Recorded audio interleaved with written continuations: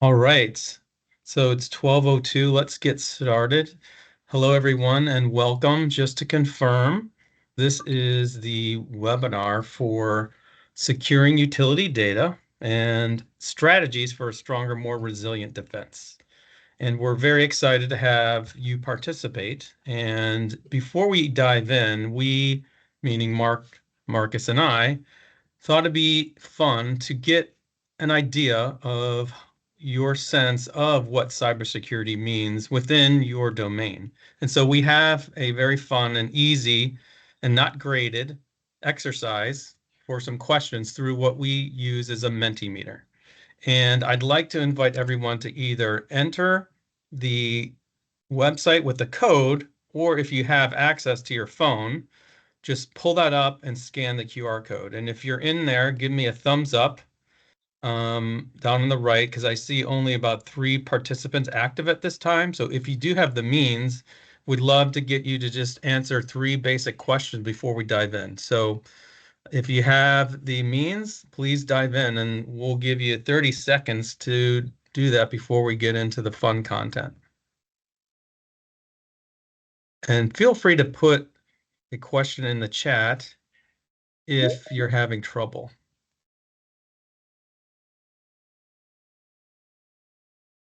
Okay, I'm getting a few more thumbs up. I see 5 people. Anyone else out there that want to join? Okay, well, let's get started with the fun. So what we'd like to do today, based on some of the content we're going to share, is ask you a few questions. And one of them is, in your experience, what do you consider controlled unclassified information data based on these 4 questions? Sorry, 4 uh,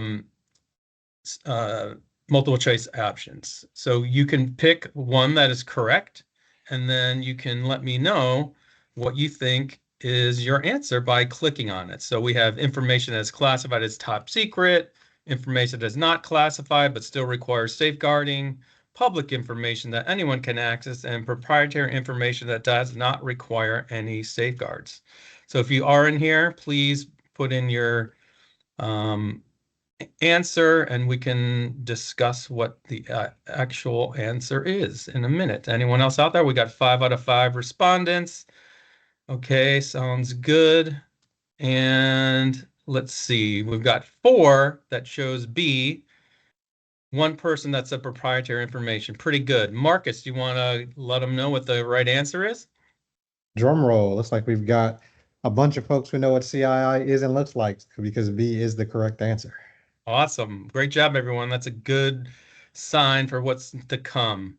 All right, now what we've got is another a single choice answer where we'd like to know which types of organizations you feel are responsible for managing CUI, including within the utility sector.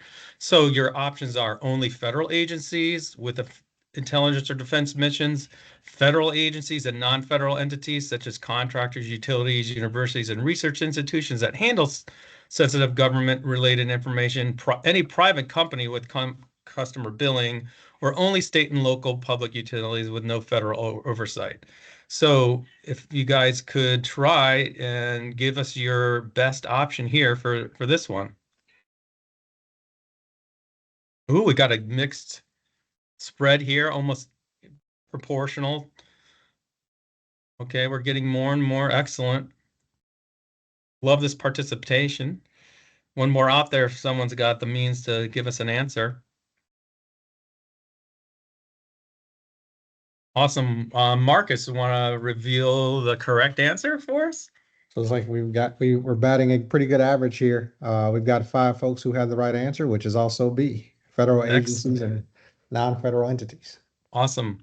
Well-informed attendees love that. All right, and last one, true or false? Travel and expense data can be considered CUI. Go ahead and click what you feel is your correct understanding of this true or false question.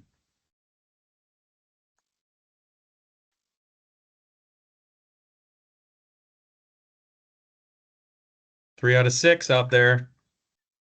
5 out of 6. Well, I even know this one, and I guess it's a dead giveaway since we're talking about T&E systems, but it is true. There is CUI information that is part of your travel and expects data that is considered something that should be safeguarded. So thank you all. That was fantastic, and we do appreciate your participation. So without further ado, let me get started on the meat of our content and give you a little picture of what to expect today. So again, thank you for joining. We are talking about securing utility data and some strategies for stronger and more resilient defense. My name is Nick Kotikia, and I have the honor and privilege of hosting this session with two very esteemed colleagues that I work with personally and respect very much because of their knowledge and experience. And today, we want this to be very informative. We want to be sharing informations. We want to be looked at as advisors to help in your understanding and also provide some common sense, practical ways that you can take steps now to safeguard that, sensitive data that you are managing. And so without further ado, let me give the mic to Marcus and Mark to do a quick intro about themselves. Marcus? Thanks so much, Nick. Hello, everyone. My name is Marcus Tibbs Brewer, and I'm the Vice President and Head of SAP's Finance and Spend Solution Area. So that means for solutions, whether it's ERP, travel, procurement, and external workforce, we're providing information out to our respective customers to help educate them on what their requirements are and how our solutions may be able to help them with new, emerging, or even pre-existing challenges when it comes to managing their data and information. So thank you so much, Nick, for inviting me, and looking forward to the conversation. Yes, so are we, and we're honored to have you. Thanks, Marcus, for your time. Mark? Good afternoon, everyone. My name is Mark Block, and I lead the SAP Concur delivery practice for Genesis Consulting, and I have approximately 15 years of experience helping clients implement SAP Concur travel expense solutions, as well as a couple of other solutions that have actually now been sunsetted from the marketplace. And so I have the opportunity to work directly with clients to help them understand, what their business needs are, how can SAP Concur provide that solution, and then lead teams of consultants that actually help clients. We configure that solution on behalf of clients. So privileged to be here. Thank you. Thanks, Mark. And I know you're a busy guy because I assign you a lot of projects. So thank you for taking the time to do this webinar with us. All right, so for those who are joining us today, again, thank you. We are not going to be doing death by PowerPoint here.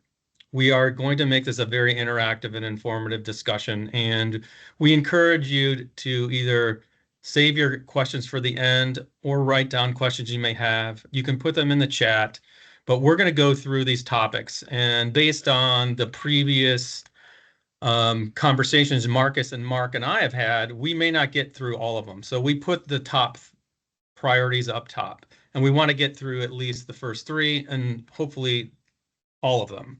But what you're going to experience is a topic and then some thought-provoking questions that I will be asking Mark and Marcus to help with their understanding. And we encourage you to ponder and think about your situation and then let us know if you have any questions.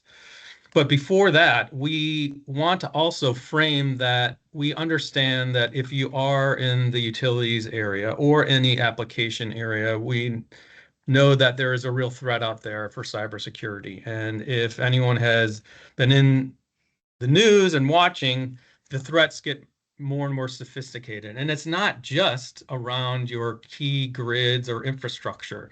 More and more, these threats are becoming sophisticated attackers, often going through smaller, more accessible penetration points and places where you're trusted to be in the business of protecting that information. And we're talking about identity or third-party connections, maybe public portals, for utilities and billing, attachments and routine things. And our goal today is to inform those who overlook these seams and make sure that you are aware of them to raise a standard of protection as well as in your core, but at the endpoints. And you can see here that some of these were related to customer portals or billing or things that you may not have known. But based on the scores, you guys seem to be pretty informative, but we want to also share that knowledge. So topic 1 today is the hidden CUI challenge in utilities. And we want to talk about what moves through these themes, what is really ordinary information versus sensitive information in the aggregate, so that you can then go back and see if you are protected in the best way possible. And so let's get started. Marcus, every time I talk to you, I learn more. And I wanted to ask you a couple things related to practical terms. What, in your opinion, in your experience, constitutes CUI in utilities? And when and where does it typically appear in operational and administrative workflows? Thanks, Nick. I think it's really important for us to identify exactly what is CUI, make sure we understand how to recognize it, and then how do we protect it appropriately. You'd be amazed how many conversations we have around individuals around public sector in general, to include contractors and even some federal agencies about the debate around what is CUI. So you have evolving requirements like FedRAMP or DoD IL4 or NIST 800-171. You get into all these different acronyms and numbers, and it can make it a pretty daunting task to understand exactly what it is. But in its simplest form, it's just sensitive information that's not classified but does require safeguarding and dissemination controls to make sure that it only gets to where it's supposed to go. Where, the sender and the receiver both understand the dynamics of that data, the power of that data, and the vulnerability it presents, and that they protect it accordingly. So in the conversations we've had throughout many different customers, we talked about like, hey, what is CUI? How do I identify it? And so in the context of CUI, it's pretty simple, right? It's personal identifiable information, simple profile information like your name, your address, your phone number, your social security number, or your passport. Sensitive financial information like credit card numbers or banking details. And then you have other operational data like itineraries that, determine where someone is going or where they've been. The individual travel information for one person doesn't necessarily make it CUI. It is the aggregation of that data that increases the sensitivity that allows one to know the movement of multiple parties, going to multiple locations, interfacing with multiple folks.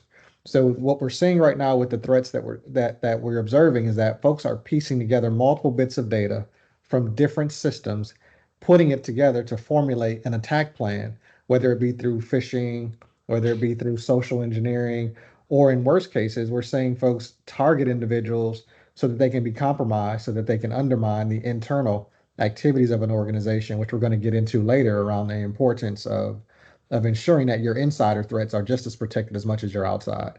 So in its simplest terms, PII is sensitive information that's not classified, but could, if in the wrong hands, could present danger to an organization, our infrastructure, and our organizational missions.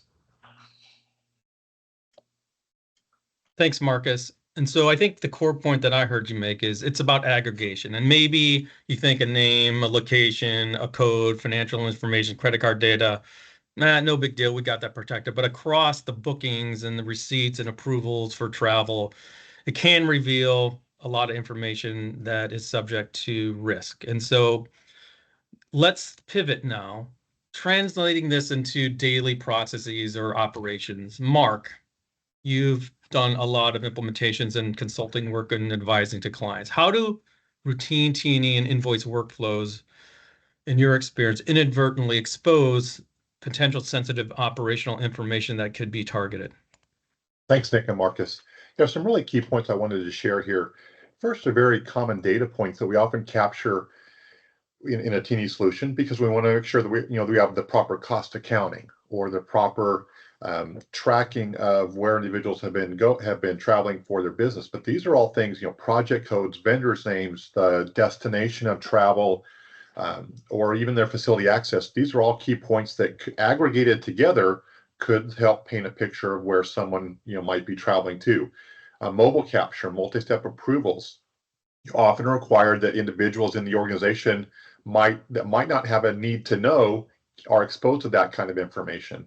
And lastly, travel data, critical facility information, who is going, where, how often.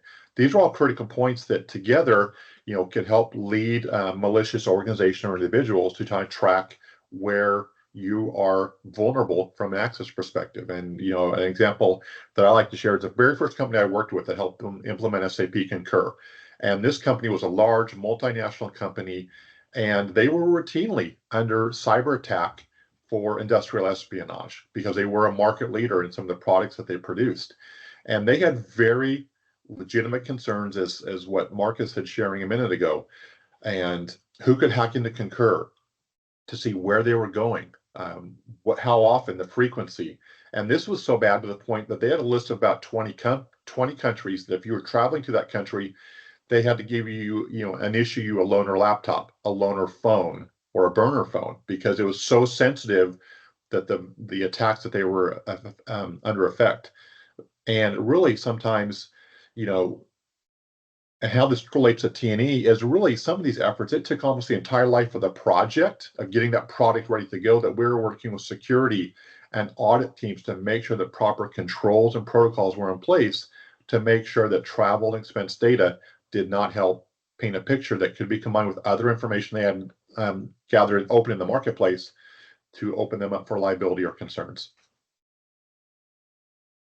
Mark, that's a great example, and thanks for the direct experience with that one client. And obviously, that's an extreme case, but they took that, the measures to protect that data. And what I heard was, really paying attention to sensitivity labels and high risk data, and also, making sure that you are protecting even information that's going on a trip. Because I didn't really feel like some of that would be exposed before I got into this industry and learned from you guys. But I know there are other things that we can do outside of the grid, especially around SAP Concur, to really materially reduce the risk. So Marcus, you've been in Concur, you're a product expert.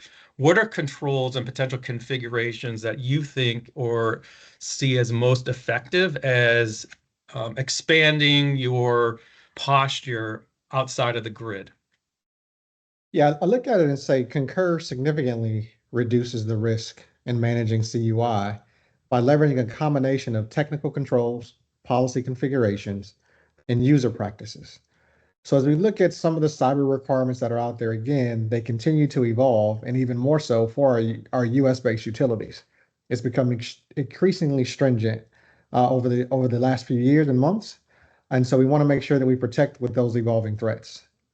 I was thinking about a recent Ernst & Young article where they were talking about how the cybersecurity strategies in utilities needs to evolve from a focus solely on perimeter defense to an enterprise-wide approach that addresses the business risk as well, because that is the next frontier for folks. Like attacking the grid is one thing, but we're putting in measures to be able to do that. But when we start talking about the business systems, that's almost like the back door for some of these entities, like I said earlier, to farm information and be able to piece it together for an outcome. And so Concur in its recognition of that through its solutions, we pretty much deploy a couple of things. So one is data encryption, both in rest when it's within our hands and in transit when we're moving it within our boundary, but more importantly, encrypting it when it goes outside the boundary. A lot of folks don't understand that their data goes to so many different places in a travel transaction that they're not even aware of. So you could have a global distribution system that is managing your itinerary information. When it goes there, is it protected? When it goes to the hotelier, when you book your lodging, or to your transportation provider, that information is moving, and folks are sitting there outside of these boundaries waiting to catch as much information as we can. So understanding how to encrypt the data when we have it and how we encrypt it when it leaves our boundary is important. The second one, which is I think is probably the most important, is role-based access. Within our system, and Mark, you can speak to this much better than I can. When we talk about setting up roles within the system, whether it's a traveler, an approver, an auditor, we want to make sure that the access for those individuals is restricted to only what they need to see and what's important for their job function. An approver may need to see and authorize an individual to travel, but do they need to see an individual's bank account information or their passport information? I would argue no. The traveler only needs to see their own travel. Now, we might share our itineraries with our peers for the purposes of coordinating our trip, but there's only so much detail they need to see. And then an auditor only needs to see the information required to execute their transaction. So we want to make sure that the roles are completely defined and restricted to only what they need to see. And then we look at something like multi-factor authentication. I mean, if I think about my own mobile device, I can't log into a game on my phone without MFA. So I definitely don't want to leave my system vulnerable without MFA enacted so that we can make sure that the person accessing the system is actually who they say they are. And then on the back end, for what most customers don't see, is audit logging and monitoring of our services, right? So be able to see what changes happen in the system, when were they changed, and by whom, so that when we're doing our continuous monitoring of our services, we need to make sure that what's supposed to happen is actually happening. So we combine all of those areas together. So through the user interface, through the user experience, and on the back end through logging, we are giving a ton of detail and a ton of effort into making sure that your information is protected. You've trusted us with this information to complete your critical missions, and we want to meet that obligations to our customers. Marcus, thank you. That's really good information related to how we can go beyond the grid and the endpoints. And you didn't mention a lot of things that I'm sure a lot of us have heard of. It's just a matter of getting a structure around it and really building in those controls. Mark, I don't mean to put you on the spot, but I know that you've implemented a lot of Teeny, Concur systems. Any of these resonate with you as far as helping clients understand how to build this into their implementation or after the fact when you're monitoring the data?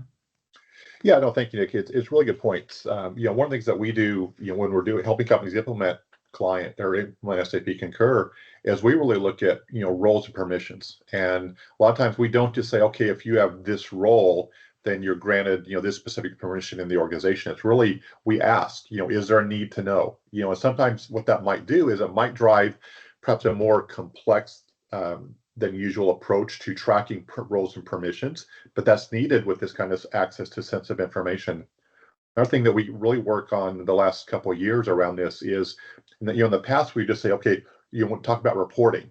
Okay, well, what do you need to manage your business to make sure you're not spending too much with certain organizations? But we now include reporting on access and controls and who has what kind of access, what are they allowed to see, to make sure that there is not inadvertent or unintentional exposure by individuals to another business unit or organization that that they might have access to information they just don't need to see. Great, Mark. Thank you. Love that practical information and sharing that. And I look at my time, and this happens all the time. We get so absorbed in these topics that we need to move on. So let's get on to a very known topic, I think, in the marketplace, FedRAMP, and also what that means for using that as a safeguard, but also building what we're calling, Marcus, a layered defense. And so help us understand, what are the most common misunderstandings or conceptions about FedRAMP's role in an organization's overall security posture? Yeah, I think you can sum it up in one sentence, and it's just basically achieving FedRAMP authorization alone only ensures or limitly assures your comprehensive security strategy. It's only a part of it, right? It's not the entirety of it. It's your processes, it's your audits, it's all the things that say you have a structure in place to protect your data and to protect the information within it. But what we find is that there are additional steps, and what we would normally frame in our customer responsibility matrix is what are the things that the customer needs to do on their end of the fence outside of that FedRAMP boundary to make sure that they are protecting their data accordingly. And so FedRAMP accounts for our processes, but it doesn't account for internal organizational policies, on-premise infrastructure if you still have that and you haven't moved all your services to the cloud. The third-party integrations that we talked about with between Concur and your human capital management system, those types of connections can be the difference between providing ultimate security versus partial security. So if we think about something that like a third-party integration between your HR system and your travel system can ensure that certain configurations and system accesses that we talked about earlier are automated with activation and deactivation so that you don't have an individual who maintains access to your systems longer than they should. So there's all those things that are on the customer side of the relationship that are required to be conducted, and we want to make sure that our folks understand what those are. And so we normally provide our customers and prospects a customer responsibility matrix that says, here are our obligations to protecting your data, but also here's a reminder of here's what yours are. Thanks, Marcus. That's a great way to help with that clarification on the roles and responsibilities. And also, I think what I heard was that FedRAMP is a baseline and shouldn't be considered a finish line, and that the next threat vector really will rely on other areas to exploit, that configuration and trust that you've invested in the platform. So with that being said, and some of the ideas that you provided, Mark, we've had the privilege to implement CCPS and get the privilege to earn that certification. But I know when we're working with our clients from implementation experience, how does SAP Concur Cloud for Public Sector, which is FedRAMP authorized, extend those protections beyond that certification itself, especially for those in the utility sector? Thank you, Nick. Yeah, and you and Mark have touched on a couple of these things. It's really, very granular role-based access controls, and the encryption that Mark has talked about, MFA, and some of these things are really exposed to any customer of SAP Concur, but really within that Concur Cloud for Public Sector, it's a very controlled environment, and really I think one of the biggest things that we learned, it's that anomaly detection, and just tracking that data and making sure who has access to it, dashboards, and making sure that those align with, with this, Concur Cloud for Public Sector, it's aligned with DoD and DOE expectations. So it's a very robust platform and really tight integration points. And that was, one of the first, lessons learned that we had when we helped the first client that we helped go live on Concur Cloud for Public Sector was a lot of the APIs and those integration points where on the commercial product, those API endpoints by default were exposed and anyone could access that. You could use what we call API scopes, which is a more granular permission to access specific functions in SAP Concur. But with this Concur Cloud for Public Sector product, by default, those are all turned off. You have to know exactly what you want and need your company to have access to, your organization, and then Concur will grant access to just those specific functions.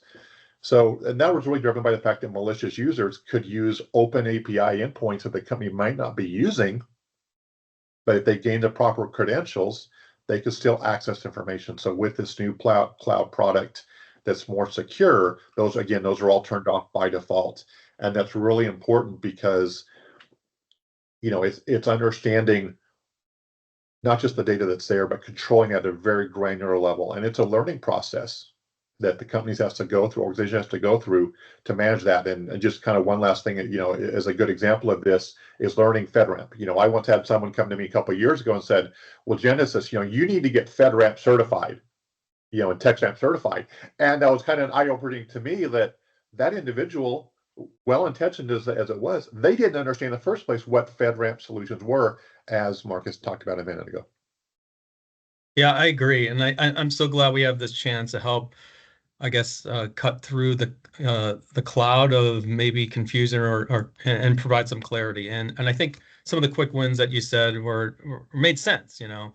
No stale roles, enforce MFA, understand what an API endpoint is, and don't turn that on until justified to make sure that you're not critical. And then there's a really great question in here from someone about, implementing zero trust with zero touch. And I know that we've been in sessions and talking about this topic, and it's a great one because with that zero trust or zero touch mentality, you put in those controls because you can't trust someone, even if they have access, that they are who they say they are. And that's a good way to get into the system. And that's why we really, really encourage and entrust the multi-factor, the critical security around the APIs, and making sure that the endpoints of entry that are vulnerable are really protected to make sure you have that mentality that you can't trust anyone and you need to verify that entry. So thank you for that One more quick question in this topic, and I think this is a good lead-in, so that's a good question. Marcus, operationally, how do least privilege, secure configuration, and continuous monitoring reduce the day-to-day risk in these processes? Because I think that is also something important that if you've already implemented and maybe don't have this mentality, what are ways to actually improve in this area? And what are some quick things that we can share with what you've seen to be successful in this aspect? Absolutely. I mean, I think you can sum it up in a couple terms: least privilege, secure configuration, continuous monitoring, and then obviously having your workflows set up in such a way that you can trust but verify, if that makes sense. So from a least privilege perspective, only give your users access to the T&E functions they need. Travelers can submit, but not view. Approvers can review, but only have what they need access to. Finance teams can access reimbursement data, but not the personal data that goes along with it. I think those things are paramount. When we talk about the configuration, again, Mark, like being able to disable unused features is supremely important. When you leave those portals open and when you leave those configurations available, it's wrought for opportunity for what I would call an organization's greatest risk is the insider threat. So if you can make sure that your access controls are limited, your configuration is secure and is properly configured in a way that prevents things that could go wrong from happening in a proactive way, will significantly reduce your risk. And then the final thing, which is always continuous monitoring, taking a look at your expense patterns, taking a look at your data, taking a look at what the alerts meant, using the artificial intelligence solutions to identify when things that are not obvious to the human eye. All of those things come into play to make sure that operationally, from a day-to-day perspective, you're protected from the most common risk areas, and your continuous monitoring allows you to look at your processes and have them evolve with the evolving threats as they come available. So with zero trust, we're always looking at that. It's not a destination, it is a journey. And we're continually looking at all of our processes to ensure that we account for every known risk, but then also participating in the industrial base to make sure that we are sharing that information with the industrial base as we see it, and also consuming information from the industrial base that allows us to know if we see an attack here, it might not have gotten to you yet. So here's information to share with you. And we can also pull down on our end to say, well, we haven't seen this attack, but at least we know about it so we can proactively put in measures to address it. So there's a process and a partnership that occurs between your cloud provider and the organization to make that operation work. So from a day-to-day perspective and a overall perspective, there's huge opportunities for us to reduce that risk.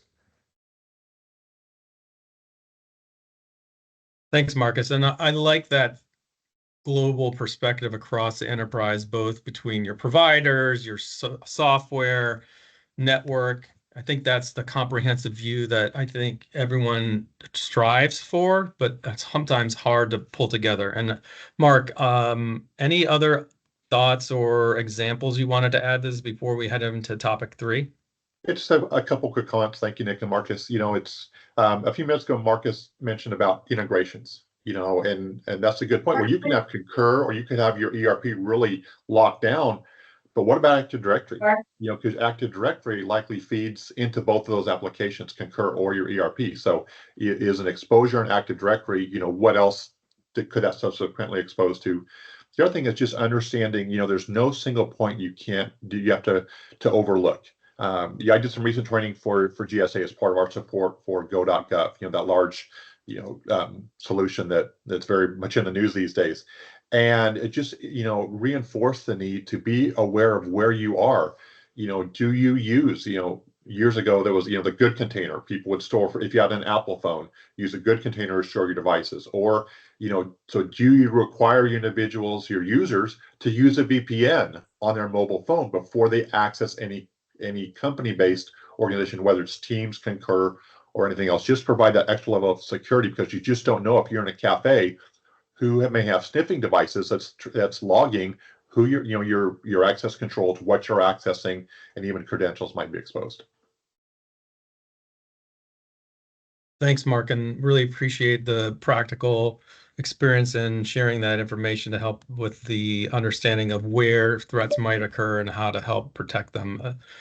So let's move into the next topic, which also I feel is important for those in this sector to understand. And let's convert some of the information and ideas that we've had here in our discussion into potentially a concise plan that's actionable and practical. So, Marcus, let's start with you.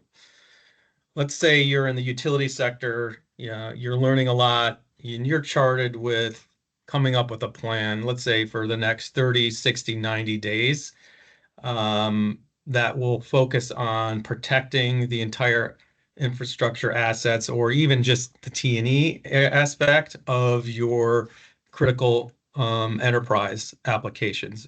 Where do you start? And what do you recommend for utilities on how to do this and why it matters? Yeah, I think the first thing, like in the 30-day quick win realm, what you can do right now is review your user roles and your access levels in your travel and expense system, whether you're using Concur or not. Whatever you're using, make sure that you're reviewing those access levels. Enable MFA for all users because one, it's required for folks who need to access that type of data. But having that multi-factor authentication allows you to validate that what a person is claiming is true. And then identifying and tagging CUI in your travel workflow so that everyone knows how to handle it when that system occurs or when that activity or handling of that data occurs. Not every bit of information for an organization is going to meet the standard of CUI, but it is best practice to be able to mark it so that individuals know how to handle it when it does come about. And so, why does that matter? Immediate risk reduction from over permissioned accounts, quick compliance boost with minimal disruptions to your operation, and it sets the foundation for your secure data handling so that you meet your obligations to your organization and you protect your organization from risk, but also you protect the critical infrastructure and missions of the organizations that you support. From a midterm perspective, implement your secure configuration baselines for your T&E platform. Integrate audit logging and monitoring tools so that you can have compliance dashboards that will show you activities to visualize your experiences. And the very easy one is just train your staff on how to handle the CUI data and your reporting into your travel protocol. So it's one thing to know that CUI exists. It's another thing to ensure that everybody's enabled to be able to handle it appropriately. And from a long-term perspective, make sure you're doing your full risk assessment of your T&E processes on a regular basis. Automate policy enforcement as much as possible. As we talked about earlier with the identification services and the integrations with other systems. The more automation you put in place to be able to take action. So, for example, if an employee is separating, whether voluntarily or involuntarily, when they show up in your HR data or your external workforce system, when they're gone, the system automatically disables it. So you're not waiting 30, 60, 90, 120 days to deactivate. So those are some things in the short, medium, and long term that you can do to ensure that you're protecting that CUI data as much as possible. So I hear 30, 60, 90 days, quick things it can focus on for CUI and workflows, access audits, training that makes a lot of sense. Then maybe some bigger items like configurations and policy updates, and then also obviously the continuous monitoring and anomaly detection. So that seems to be pretty practical and logical based on my understanding. So thank you for that, Marcus. Just a quick time check, everyone. We were scheduled or are scheduled for 45 minutes. However, we can stay on. We want to make sure we have time for you to ask questions. So I am recommending that I allow Mark to add on to this, and then we can stage topic 4 for later and then move to Q&A so that if people do have questions, we want to take them. So Mark, I know this is something that we've really focused on to help add value to our clients, especially when we're taking their investment into Concur and make it work. So from an implementation perspective, what's the practical path for some of the things that Marcus suggested, but also based on lessons learned, common pitfalls, and then some of the metrics that would help customers really monitor and also confirm their progress. Right. No, thank you, Nick. Yeah, just a couple things really quickly here. It's a couple quick wins. is analyzing. So one of the things we do, for example, when a client goes live, is we typically provide hypercare, post-production support for 30, 60 days. And one of the things that we've added, that used to focus just on, are the GL postings handling correctly? We're functioning from a functional perspective. Are the users getting reimbursed? Are the, American Express getting reimbursed for their card charges? But we've now expanded that to auditing the controls and, okay, who's logging into the system, and not just, okay, great, they logged in, but what are they trying to access, and making sure that don't have inadvertent exposure like we've talked about in the past. Another thing is just, is over engineering. Sometimes we see companies want to build, they have a lot of, especially if you're a regulated industry or public sector, you have a lot of compliance controls that you're mandated to follow because you're funded by public, by taxpayers in many cases, and making sure that in the effort to be compliant with that, you're not over engineering your expense solution, because you can build so many workflow steps and compliance checks that you have a negative impact on the user experience, and you might inadvertently be exposing users. And really, so it's again, just looking at those logs, who's accessing the system, who's using the mobile system, are people ignoring the alerts or the notifications that they're being sent that could be exposing them or their team to different access controls or the data that they're using. So that's really some key figures. It just, it's a one and done, but it's a constant part of monitoring your project going forward, your program. Yeah, thanks, Mark. And I'd like to sum this up because we're passionate about this, as you can tell, and we know it's important.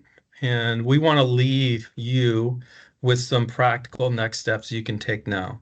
We don't want this just to be a subject matter expert discussion. We want to make it real for you. We want to make it digestible. And so we suggest, conduct a risk assessment, review your roles, your access levels in Concur, make sure those are tight, add multi-factor identification. I know it's a pain, but you got to do it. Look at your configuration baselines and make sure they are configured securely, and we can help take a look and assess that. And I think broadly, the message I heard was make sure your systems for travel and expense are really aligned with your broader enterprise security policy or even cyber risk assessment profile, because there are ways to get in, and we would hate for anyone to be part of an attack. And I've told stories in previous sessions where one of my clients was unfortunately hit with a ransomware attack. They're an SAP shop. They have Concur. It did not happen in Concur. There was a firewall breach that went into their on-prem servers that was self-inflicted. And so we want to impart that this is a critical way for you to improve your security, and it can be done. So with that, I would love to open it up to questions while you have us, and we will answer anything you have on your mind. So please share.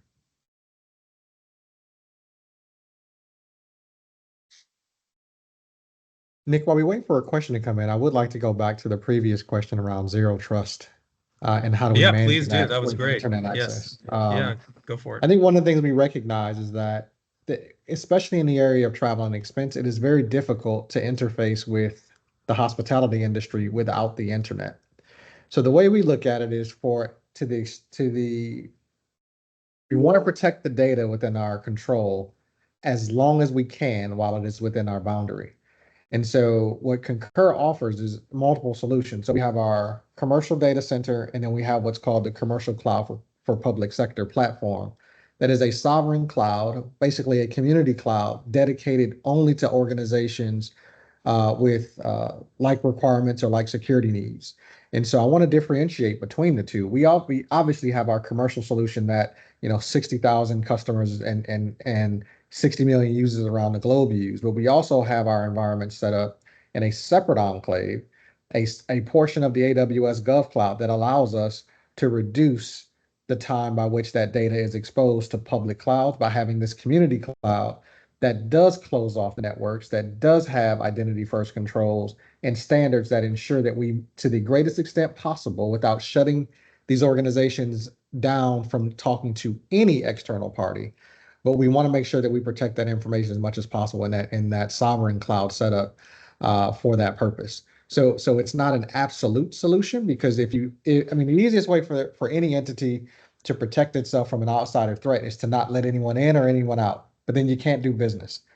So we try to make sure that we can have a healthy balance between that by having the Concur Cloud for public sector fill as much of that gap as possible. Yeah, I think that's makes a lot of sense, the practicality of it, because you don't want to make it so iron tight that it's inhibiting the mission and the business side of the end user, right? As well as the user experience. So that's really great information, Marcus. The DoD CIO recently, well, maybe about a year ago, at an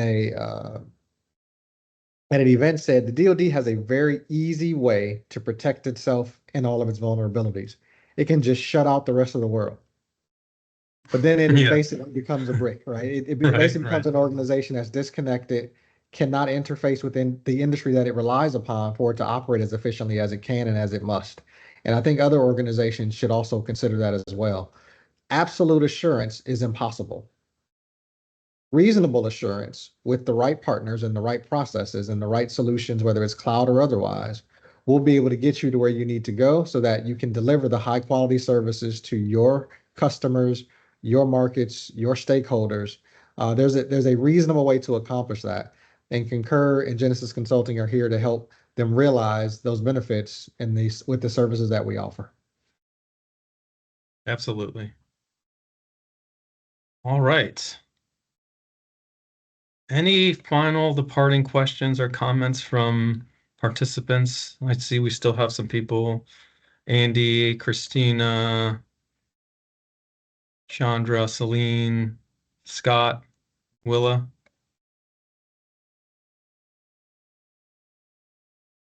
All right. Well, in that case, we want to thank everyone for participating. And I want to thank Mark and Marcus for imparting their wisdom to us all and for their participation. It was a great conversation, and we ask you all to give us a call.